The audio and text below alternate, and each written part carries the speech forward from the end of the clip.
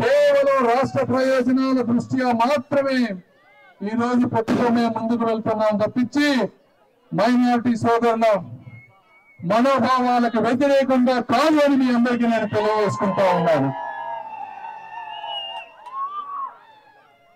మరి ఈరోజు ఎంతో మంది ఉపాధి లేక ఇబ్బంది పడుతున్నారు. ఒకప్పుడు 2014-19 మధ్యలో ఒక్కొక్క వ్యక్తికి పనిచేసుకుంటే రోజుకి 700-800 రూపాయలు వచ్చాయి. ఈ రోజు కూడా అదే పరిస్థితి. అయితే నిత్యావసర వస్తువుల ధరలు విపరీతంగా పెరిగిపోయినాయి, కరెంటు బిల్లులు విపరీతంగా పెరిగిపోయినాయి. ప్రతి ఒక్కరూ పేదరికంలో అప్పుల్లో కూరుకుపోతా ఉన్నారు. తెలుగుదేశం పార్టీ వచ్చిన వెంటనే అభివృద్ధి ఈ విధంగా తారాజులో దూచుకుపోతుంది అని, మీ జీవితంలో ఆదాయం పెరుగుతాయని నేను తెలియజేసుకుంటా ఉన్నాను. ఆఖరిగా నేను ఒక క్లారిఫికేషన్ ఇవ్వాలి.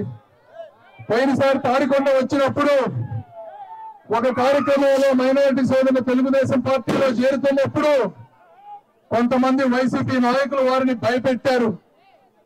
ఆ సమయంలో నేను వారికి మనోధైర్యం ఇవ్వడానికి 2 ముక్కలు తప్పుగా మాట్లాడాను.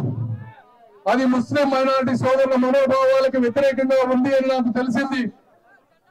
నేను ఎదుటి వారికి ఎంతో మంచి చేయాలనుకునేటువంటి వ్యక్తిని కానీ వేరే వ్యక్తుల్ని బాధపడేటువంటి సంకుచిత స్వభావం కలిగినటువంటి వ్యక్తిని కాదు అని మీ అందరికీ తెలియజేసుకుంటా ఉన్నాను.